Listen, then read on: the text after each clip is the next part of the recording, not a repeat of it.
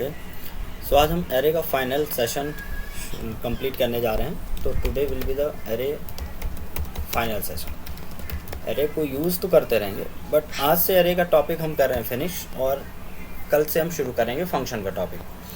तो कुछ ऐसे प्रॉपर्टीज़ हम आज डिस्कस करेंगे एरे की जिनको जानना ज़रूरी है, या जिसे हम कहते हैं कि the property behind the screen. Array में जितना हमने काम किया वो तो देख लिया, लेकिन कुछ ऐसी प्रॉपर्टी हैं जो एरे में होती हैं बट यूजुअली हम यूज़ नहीं करते। इसलिए जब कभी हमें ऐसा कोड मिलता है तो उसे हम समझ नहीं पाते और फंस जाते हैं कोड में। तो आज हम कुछ एडिशनल प्रॉपर्टी ऑफ एरे की बात करेंगे।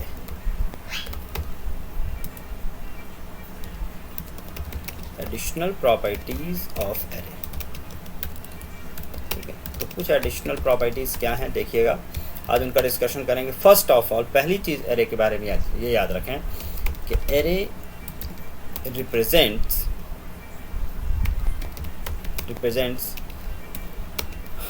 A memory address inside the computers RAM. Computer के रैम में, मेन मेमोरी में जो मेमोरी बनती है किसी भी वैल्यू को स्टोर करने के लिए, उस मेमोरी को रिप्रेजेंट करता है एरे, ना कि वैल्यू को। नॉट द वैल्यू को रिप्रेजेंट नहीं करता। तो क्या होगा? So if we print array itself मतलब विदाउट यूजिंग स्क्रिप्टिंग ऑपरेटर। जैसे अभी हम एरे को प्रिंट करना है तो जीरो वैल्यू को प्रिंट करना है तो ए ऑफ जीरो लिख रहे हैं, थर्ड को प्रिंट करना है तो ए ऑफ 2 लिख रहे हैं 0 1 2 के हिसाब से। तो अभी हमने डायरेक्ट एरे को प्रिंट करके नहीं देखा। So if we print array itself without using scripting operator, we will get some memory location, memory address, ठीक है। लाइक एग्जांपल देख लेते हैं। जैसे फॉर एग्जांपल के लिए अगर हमने लिखा integer e is equal to, हमने समथिंग कुछ वैल्यू रख दी, ठीक है, और हमने लिखा printf %d address of %d, हमने ए को प्रिंट किया केवल, तो यहाँ पे सम मेमोरी एड्रेस आएगा, मेमोरी का कुछ एड्रेस आएगा डिजिट्स में। तो इट्स नॉट एनी गार्बेज, ये कोई गार्बेज नहीं है कि आपको लिखे तो आप तुरंत कहते गार्बेज वैल्यू। ना, गार्बेज वैल्यू नहीं है, वो मेमोरी का एड्रेस है जहाँ पर एरे क्रिएट हुआ है। तो एरे जहाँ पर क्रिएट हुआ है उसका एड्रेस होगा। तो basically it will print the base address of the array. base address मतलब है address of the first element of the array. Array का पहला एलिमेंट कहाँ पर स्टोर है, बेस एड्रेस उसे कहते हैं, क्योंकि उसके बाद दूसरा उसी के आगे स्टोर होगा, तीसरा उसके आगे स्टोर होगा। तो देखते हैं एक बार कि ये बेस एड्रेस कैसे प्रिंट करता है। तो एक बार एक एग्जाम्पल पे देखते हैं। एग्जाम्पल देखिएगा, हमने इंटीजर बनाया a इज इक्वल टू 10 20 30 40, ठीक है, और हमने यहाँ लिखा printf %d, और मैंने सिंपली इसे किया रन। तो हम गए बिल्ट एंड रन, ये देखिए 20 आ रहा है। 3 6 3 5 6 720 मतलब इस वाले एरे में, एरे के अंदर ये वाला जो वैल्यू है बेस एड्रेस, वो कहाँ स्टोर है 20 पर। तो अब ये कहाँ स्टोर होगा, क्योंकि देखिए हमने इंटीजर एरे बनाया। इंटीजर या तो 2 बाइट या 4 बाइट लेगा। हम विंडोज़ प्लेटफॉर्म पे कर रहे हैं तो ये 4 बाइट ले रहा है, ठीक है। अब अगर ये 4 बाइट ले रहा है, ठीक है, अगर ये 4 बाइट ले रहा है तो किस तरह से काम कर रहा होगा ये भी देखिए। इसको हम ग्राफिकल रिप्रेजेंटेशन से समझाना चाह रहे हैं, तो वो भी आपको हम दिखाई रहे हैं किस तरह से काम कर रहे हैं। तो सपोज कीजिए कि ये आपके पास कोई एरे है, स्क्रीन पर देखिएगा, थोड़ा टेढ़ा मेढ़ा बना, उस पर मत जाइएगा। 10 20 30 40, ठीक है। ये यहाँ पर स्टोर है 10, यहाँ पर स्टोर है 20, यहाँ पर स्टोर है 30 और यहाँ पर क्या स्टोर हुआ 40, ठीक है।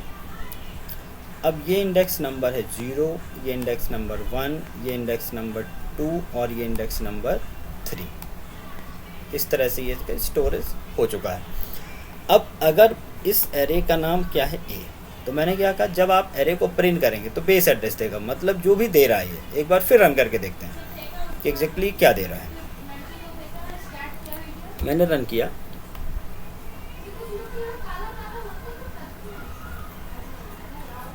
One minute रुकिएगा।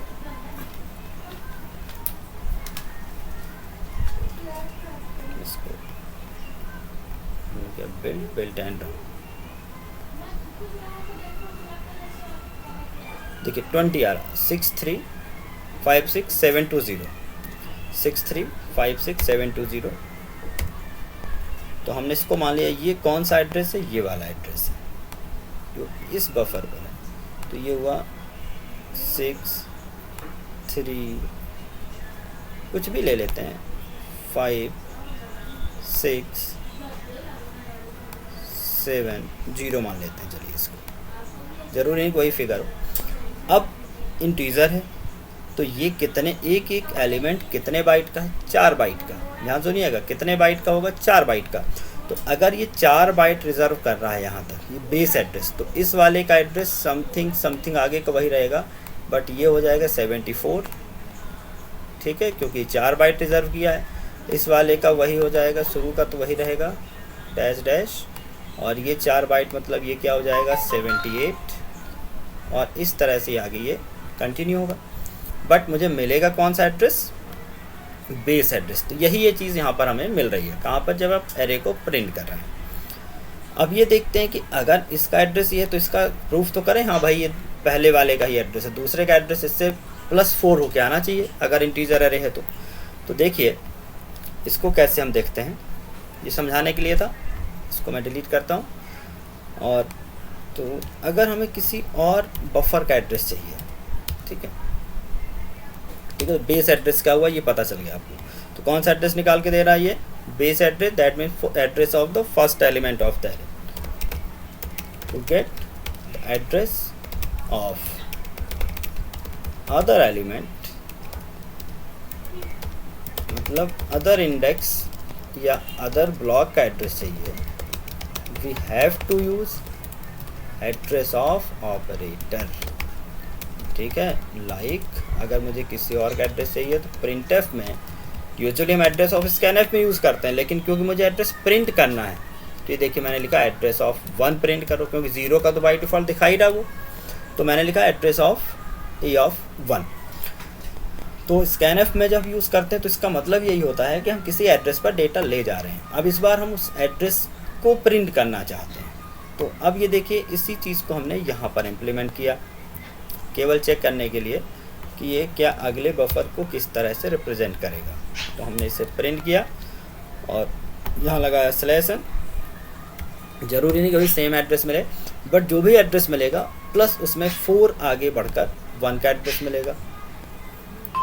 ये देखिए अगर 20 था बेस एड्रेस तो 1 इंडेक्स कहाँ पर बना होगा इसका, 24 पर, क्योंकि पहला इंडेक्स 4 बाइट रिजर्व करके रखा है, तो 4 बाइट, फिर दूसरे ने भी 4 बाइट किया, तो अगर मैं अगले वाले का एड्रेस निकालूं तो 28 पर मिलेगा। तो ये प्रोसेस आगे बढ़ती चली जाएगी। हम 0 इंडेक्स का भी एड्रेस ऐसे निकाल सकते हैं, ज़रूरी नहीं है कि हम यहाँ पर नहीं यूज़ कर सकते। यहाँ पर देखिए हमने लिखा /n %d और यहाँ पर हमने लिखा एड्रेस ऑफ ए ऑफ 0। तो यहाँ पे जो आउटपुट मिलेगा same output at above line, output वही मिलने वाला हमको। देखिए रन करके ये देखिए 20 यहाँ भी मिल रहा है, 20 यहाँ भी मिल रहा है। तो ये प्रूफ हुआ कि अगर हम एड्रेस को डायरेक्टली उठा के प्रिंट करें तो हमें एड्रेस नहीं, सॉरी वैल्यू नहीं मिलेगी, बल्कि क्या मिलेगा, कोई ना कोई एड्रेस मिलेगा, ठीक है। अगला पॉइंट ये है, if we want to get value from the address, हमें एड्रेस से वैल्यू निकाल कर लानी है, तो हमें क्या यूज करना होगा। लेकिन इससे पहले एड्रेस निकालने का एक और सिंटेक्स बता रहा हूँ। One more syntax to get the address of any block or index from array of array. एक और सिंटेक्स है कि आप एरे प्लस आप उसमें इंडेक्स लिख दीजिए, जो भी आपका इंडेक्स है वो प्लस लगा के लिख दीजिए। लाइक एग्जांपल मैंने लिखा प्रिंटफ %d, एरे का नाम ए है, a+1 मतलब 1 इंडेक्स की वैल्यू, a+0 मतलब 0 इंडेक्स का एड्रेस, सॉरी वैल्यू नहीं एड्रेस, a+2 मतलब सेकेंड इंडेक्स का एड्रेस। इस सिंटेक्स में आपको एड्रेस ऑफ सिंबल का यूज नहीं करना है। ध्यान से देखिएगा, अगर आप एड्रेस ऑफ लगा रहे हैं तो आपको क्या लगाना है, ये स्क्रिप्टिंग ऑपरेटर।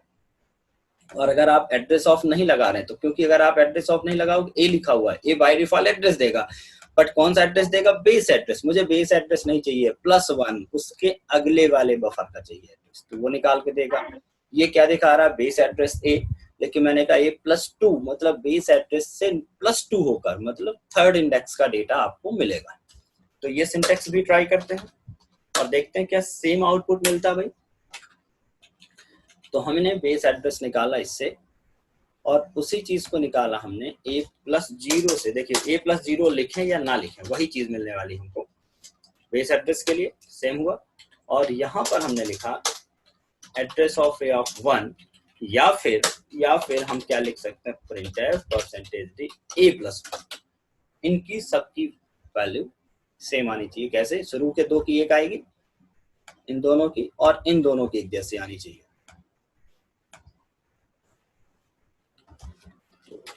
ये आपको हम पिक्चर बिहाइंड द स्क्रीन समझा रहे हैं कि एरे की के बारे में कुछ खास प्रॉपर्टी, कुछ खास बातें जो आपको पता होनी चाहिए। तो at the end of class मैं बता रहा हूँ इसे।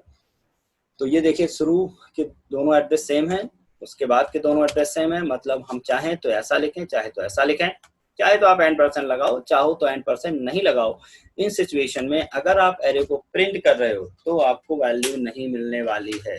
क्या मिलने वाला आपको, एड्रेस मिलने वाला है। तो वैल्यू निकालने का केवल एक तरीका है कि आपको स्क्रिप्टिंग ऑपरेटर लगाना होगा, पहला तरीका। एक तरीका और हम बता रहे हैं आपको, विदाउट स्क्रिप्टिंग ऑपरेटर की वैल्यू कैसे निकाल सकते हैं। विदाउट स्क्रिप्टिंग ऑपरेटर की वैल्यू कैसे निकाल सकते हैं वो भी देखिए। तो we can get the value from the address array without using scripting operator also। इसके लिए क्या करना होगा, for this purpose we have to use indirectional operator, और जिसे बोलते हैं डीरेफरेंसिंग ऑपरेटर स्टार। पॉइंटर के केस में फिर से रिपीट होगा ये, बट अभी समझ लीजिए एरे में कैसे यूज कर रहे हैं। अगर आपके पास एड्रेस है और उस एड्रेस को नहीं देखना, आपको उस एड्रेस की वैल्यू देखना है, तो उस वेरिएबल के आगे क्या लगा दीजिए, स्टार या पॉइंटर या डीरेफरेंसिंग ऑपरेटर। लाइक प्रिंटफ अगर मैं ए कर रहा हूं, ध्यान से सुनिएगा, तो यहाँ पर मुझे बेस एड्रेस मिल रहा है। बेस एड्रेस मतलब address of first element array, but मुझे एड्रेस पे इंटरेस्ट नहीं है, मुझे वैल्यू चाहिए उसकी। तो मैंने लिखा %d कंटेंट ऑफ ए, तो वैल्यू ऑफ फर्स्ट इंडेक्स, पहले इंडेक्स पर जो वैल्यू होगी वो मिलेगी। देखिएगा, स्टार लगाने से सारी वैल्यू नहीं मिल जाएंगे, एरे के पहले इंडेक्स पर, क्योंकि ए का मतलब है पहले इंडेक्स का एड्रेस, तो स्टार ए का मतलब है पहले इंडेक्स पर जो एड्रेस है उसकी वैल्यू। तो कंटेंट ऑफ इसे पढ़ते हैं, बट ऑपरेटर का नाम क्या है, डीरेफरेंसिंग ऑपरेटर। उसी तरह से अगर हम चाहें तो पूरा एग्जाम्पल बना सकते हैं। तो देखिए, फिर इसी एग्जाम्पल में थोड़ा सा चेंज करते हैं। हमने लिखा printf percentage D colon percentage D, एक बार एड्रेस दिखा रहे हैं और एक बार वैल्यू दिखा रहे हैं। printf slash percentage D colon percentage D, यहाँ पर हमने लिखा a+1 तो उसका वैल्यू मिला, सॉरी एड्रेस मिला, और यहाँ कंटेंट ऑफ a+1 पे एड्रेस अगर मिल रहा है और उसके आगे मैंने अगर डी डिफरेंसिंग ऑपरेटर लगा दिया तो उसकी वैल्यू मिल जाएगी। तो अब इस एग्जांपल को रन करके देखते हैं। तो ये देखिए 24 पर क्या स्टोर है 30 एंड 28 पर क्या स्टोर है 40। तो ये हुआ हमारा एरे के बारे में खास बात। अब इसी चीज को हम लूप से प्रिंट कर सकते थे, जहां पर हम a ऑफ i लिखते हैं वहां a+i लिख देंगे तो भी काम हो जाएगा।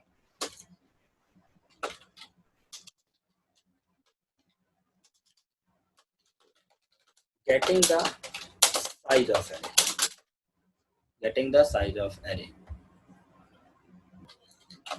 We can use the size of function. Size of actually operator कहलाता है, ये function नहीं कहलाता, operator. To get the total size of array in bytes. Bytes के फॉर्मेट में बताएगा। Like अगर मैंने a बनाया, देखिएगा मैंने a बनाया, आपको ये पता है कि अगर हम डायनेमिक असाइनमेंट करते हैं किसी भी एरे की तो आपको उस टाइम पर साइज देने की जरूरत नहीं है कि उसमें कितने एलिमेंट हैं, और हमने लिख दिया printf percentage D size of A, size of A. तो होगा क्या कि ए की टोटल साइज दिखाई गई बाइट में।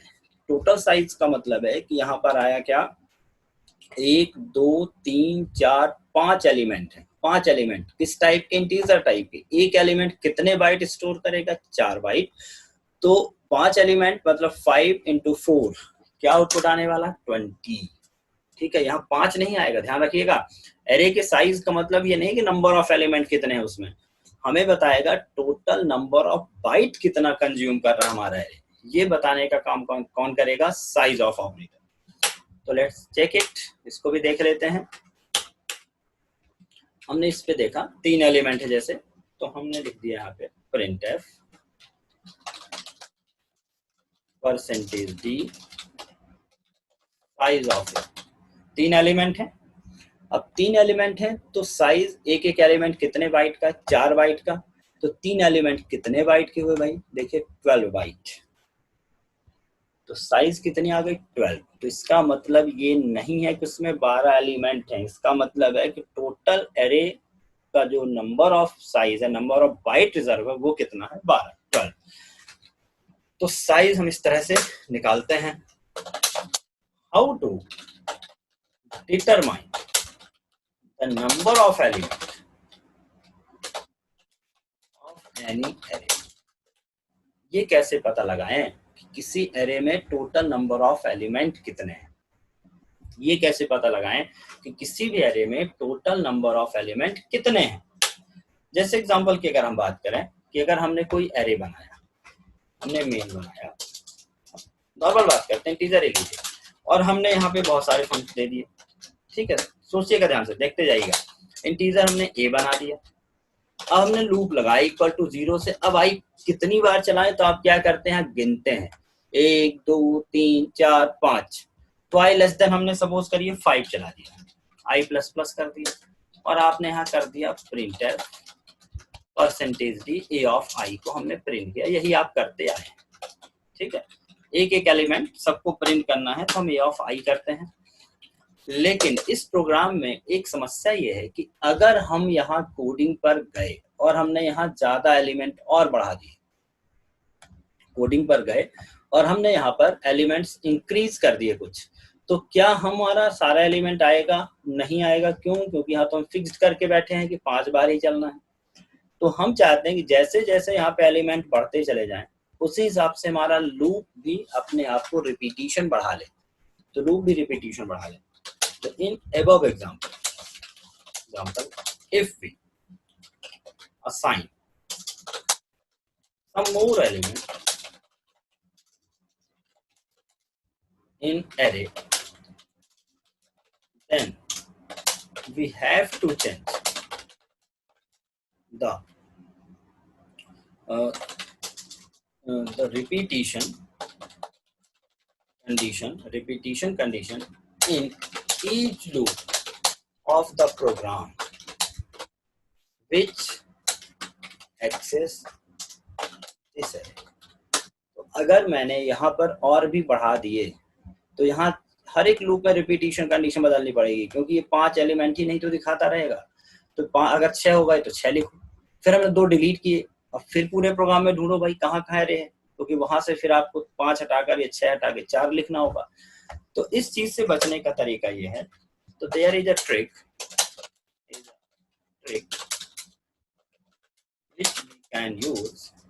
which can be used to determine the number of elements in any array। क्या ट्रिक है भाई?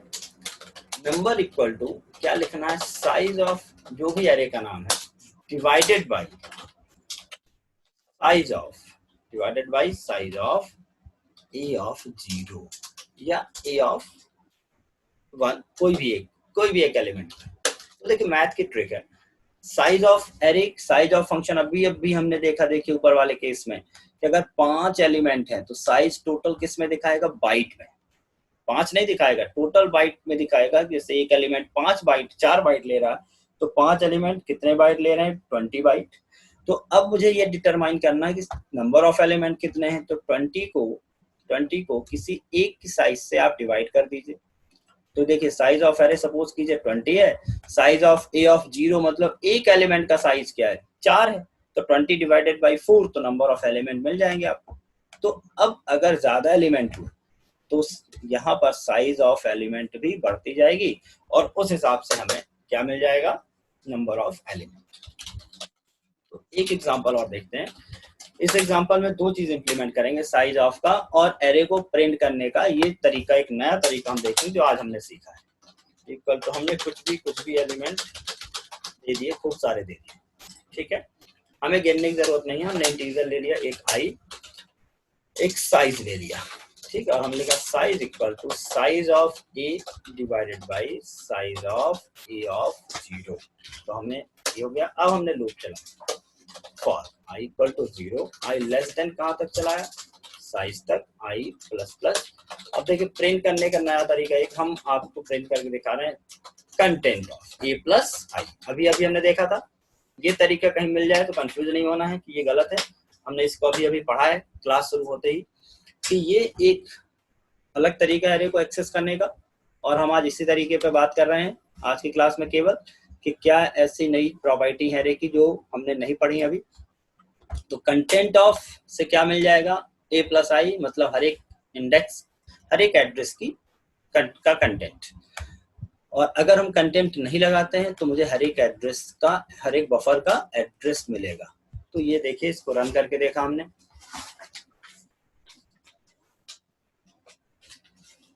स्लैश एन भी लगा देते हैं तो सारे एलिमेंट न्यू लाइन पर आ जाएंगे। तो हमने लिखा स्लैश एन, फिर से रन किया, ठीक है, 2 4 6 5 4 3 2 12 4 15 और 6 4 बहुत लंबा आ रहा है, नहीं ठीक आ रहा है, सब कुछ सही है। और अब अगर मैंने इस पे एलिमेंट बढ़ा दिए, हमने यहाँ लिख दिया 50 30 50, फिर से रन किया तो देखिए लास्ट में 50 30 और 50 भी आ रहे हैं। मतलब अगर लूप कहीं भी लगा होगा, जहां जहां भी एक्सेस हो रहा है, वहां पर मुझे कोई चेंज करने की जरूरत नहीं, ठीक है। तो हमने एड्रेस निकालना देखा, बेस एड्रेस समझा, किसी भी एड्रेस पर कैसे पहुंचते हैं ये देखा, a+1 a+2 a+3 का क्या मतलब है ये भी देखा हमने, एरे की साइज कैसे डिटरमाइन करनी वो भी हमने देख लिया। नेक्स्ट है, we can also access the value of an index in following way। तरीका और देखें, हमने वैल्यू को एक्सेस करने के एक तरीका क्या देखा, ए ऑफ इंडेक्स लिख दें। दूसरा तरीका हमने क्या देखा, स्टार लगाएं, ब्रैकेट में ए प्लस जो भी इंडेक्स की वैल्यू वो लिख दीजिए। तीसरा तरीका देखिए, तीसरा तरीका ये है कि आप उल्टा कर दीजिए, इंडेक्स और एज ए स्क्रिप्ट में किसका नाम लिख दीजिए, एरे का। ए का मतलब यहाँ पर एरे है, एरे लिखिए भाई, कंफ्यूज नहीं हो, ए ही लिखना है। तो ये अभी पहला वाला जो तरीका शुरू से पढ़ते आए हैं वही है। दूसरा तरीका जो हमने अभी पढ़ा है थोड़ी देर पहले। अब तीसरा तरीका देखिए, इंडेक्स पहले और एरे का नाम ब्रैकेट में। ये भी एक तरीका एरे को एक्सेस करने का। फॉर एग्जांपल लाइक जैसे मैंने लिखा integer a is equal to 22, 23, 45, ये सब लिख दिया 5 और 6 के लिए। और हमने लिखा print percentage d 3 of a, 3 of a। तो अगर ये कोड मिल गया कहीं आपको लिखा हुआ, तो इसका मतलब ये नहीं कि ये एरर है। 3 ऑफ a मतलब 0, 1, 2, 3, मतलब फोर्थ एलिमेंट आपको मिलेगा विच इज 5। इसको भी रन करके देखें। मैंने इसको रखा और हमने रन किया, तो देखिए आउटपुट में क्या मिल रहा है आपको, 5। तो ये एक तरीका है, ये भी एक सिंटैक्स का ही पार्ट है एरे को एक्सेस करने का, कि किस तरह से हमने एरे को एक्सेस किया।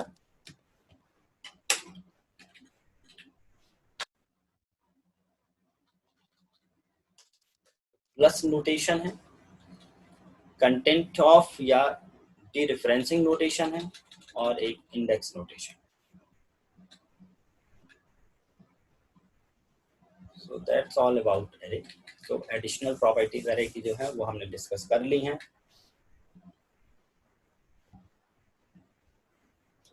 तो एरे इनडायरेक्टली क्या होता है, एड्रेस होता है। एरे इनडायरेक्टली अगर हम बात करें तो एरे क्या है, एड्रेस है। और एड्रेस को एक्सेस करने के लिए हमें दो ऑपरेटर मिले हुए हैं, address of operator and content of operator, ये डीरेफरेंसिंग ऑपरेटर। पॉइंटर के टॉपिक में इन्हें वापस से रिवाइज करेंगे, थोड़ा और डेप्थ में जाएंगे। फिर हम बात करते हैं स्ट्रिंग के बारे में कुछ नोट्स। पिछली क्लास में हमने स्ट्रिंग पढ़ी थी, डेप्थ में पढ़ी थी स्ट्रिंग। हमने डबल कोटेड स्ट्रिंग बताई थी, सिंगल कोट से कैसे बनाना ये बताई थी, कर्ली ब्रैकेट लगाकर स्ट्रिंग कैसे बनानी है, बिना कर्ली ब्रैकेट लगाकर कैसे बनानी है, कर्ली ब्रैकेट फॉर्मेट में क्या अंतर होता है और डबल कोटेड फॉर्मेट में क्या अंतर होता है, ये भी समझाया था आपको। नल कैरेक्टर कैसे काम करता है, ये सारी चीजें हमने पिछली क्लास में आपको बताई हैं। केवल एक चीज और, क्योंकि एरे की बात हो रही है तो बता दूं मैं, we can also create character pointer to store any string. The character pointer will be declared like, कैसे बनाना है, हमने लिखा कैरेक्टर, ये सिंबल लगा देना, पॉइंटर नेम। अब देखिए कल तक हम क्या करते आए थे, नेम के साथ साइज दे रहे थे। अगर आपने कैरेक्टर पॉइंटर लगा दिया, then you never need to specify the size of array. आपको अब एक चीज और बच गई कि आपको यहाँ साइज नहीं देनी है। above syntax, we don't need to specify the size of the array, and still इसके बावजूद भी we can store any length of string inside it। हमने साइज नहीं दी, फिर भी हम किसी भी लेंथ की स्ट्रिंग स्टोर कर सकते हैं। Pointer of character, character pointer बना, pointer name equal to Ramesh Kumar Soni लिख दिया, कोई दिक्कत नहीं, कोई एरर नहीं। मुझे प्रिंट करना है तो मुझे लिखना है प्रिंट परसेंटेज नेम। एक चीज और अच्छी बात है, when we declare the string variable using square operator, scripting operator, then we cannot assign the string after declaration। After declaration मतलब अगर मैंने यहाँ बनाया हुआ है कैरेक्टर नेम और आपने यहाँ दिया रमेश, तब तो ठीक है, ओके वैलिड है।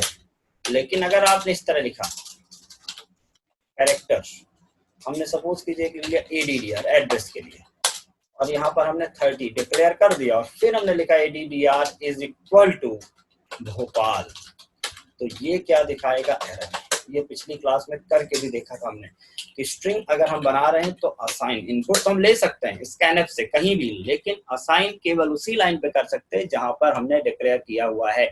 डिक्लेरेशन के बाद हम इस तरह से असाइनमेंट ऑपरेटर से स्ट्रिंग को असाइन नहीं कर सकते। पिछली क्लास जिन्हें नहीं पढ़ी हो यूट्यूब पर देख लेंगे।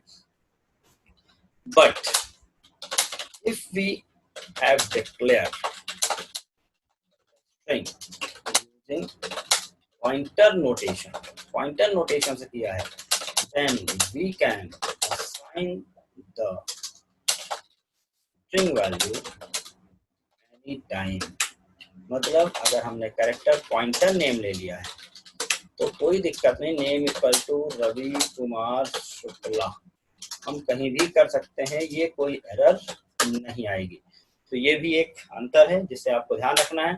प्रोग्राम में हम चाहे प्रोग्राम में देख सकते हैं, हमने लिखा कैरेक्टर nm1 और हमने 30 लिया और कैरेक्टर nm पॉइंटर लिखा nm2। अगर हमने लिखा nm1 equal to Ram, nm2 equal to Mukesh और हमने लिखा printer %s, %s nm1, nm2। अगर मैंने इसे रन किया तो इस लाइन पर एरर आने वाली है। भाई इस लाइन पर क्या आने वाली है? एरर। क्यों? क्योंकि हम ऐसा नहीं कर सकते। ठीक है, इस लाइन पर एरर आ रही है। तो मुझे कैसे करना होगा इस लाइन को? मुझे इसको क्या करना होगा? यहीं पर असाइन करना होगा। तो मैंने इसे हटा दिया, कमेंट कर दिया, हमें प्रिंट ही नहीं करना उसे। हमें तो केवल ये देखना कि nm2 काम कर रहा है कि नहीं कर रहा है।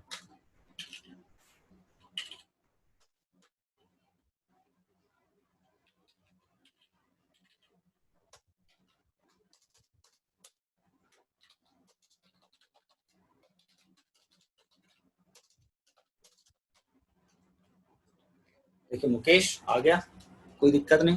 तो ये एक तरीका और है जिसे आपको पता होना चाहिए। तो हम केवल पॉइंटर लगाकर एक स्ट्रिंग स्टोर कर सकते हैं। If we want to store a set of store list of string multiple strings, एक से ज्यादा नेम, सपोज में 4 स्टूडेंट्स के नाम स्टोर करने, 5 फ्रूट्स के नाम स्टोर करने, मल्टीपल स्ट्रिंग। तो सिंगल स्ट्रिंग क्या होता है? ग्रुप ऑफ मल्टीपल कैरेक्टर, लेकिन उनपे भी मुझे मल्टीपल रखना है, 5 string, 6 string, 10 string. Then we can simply declare the pointer array of the character variable। कैसे?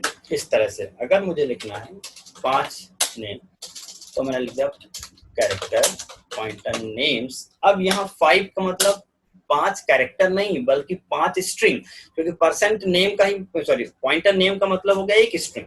अब पॉइंटर नेम का एरे मतलब स्ट्रिंग का एरे, तो अब मैं 5 स्ट्रिंग स्टोर कर सकता हूँ यहाँ।